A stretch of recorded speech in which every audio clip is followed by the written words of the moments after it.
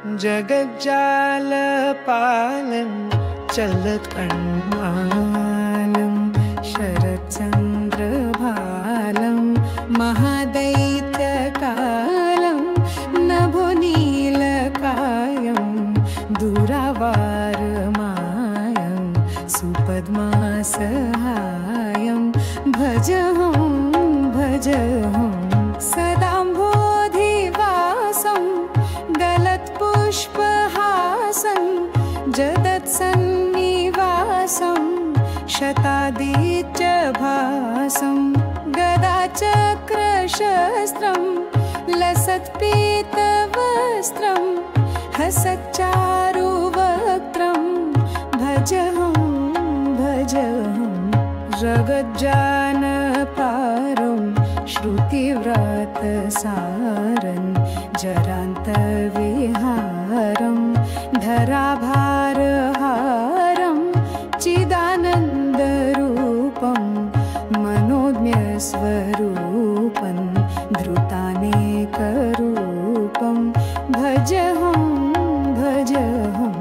जराजन्महीनं परानन्दपीनं समाधानलीनं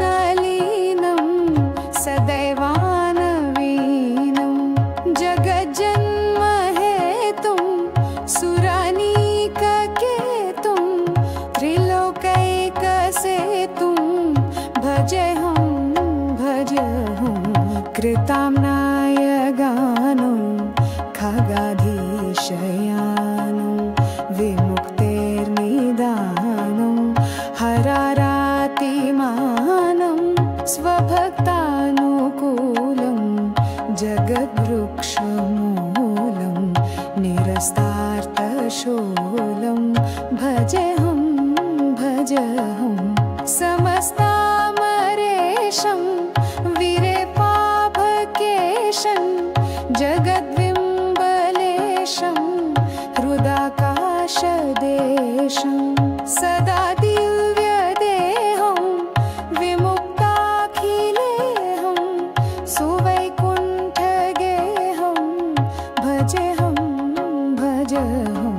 सुरालीबलिष्ठं त्रिलोकीवरिष्ठं गुरूणां गरिष्ठं स्वरूपैकनिष्ठं सदा युद्धधीरं महावीरवीरं महाम्भोधितीरं भजहं रमावामभागं तलानग्रनागं कृताधीनयागं गतारागरागं मुनीन्द्रैः सुगीतं सुरैः सम्परीतं गुणौधैरतीतं भजहं इदं यस्तु नित्यं समाधाय चित्तं पठेदष्टकं कण्ठहारं मुरारे स विष्णोर्विशोकं ध्रुवं याति लोकं जराजन्मशोकं पुनर्विन्दते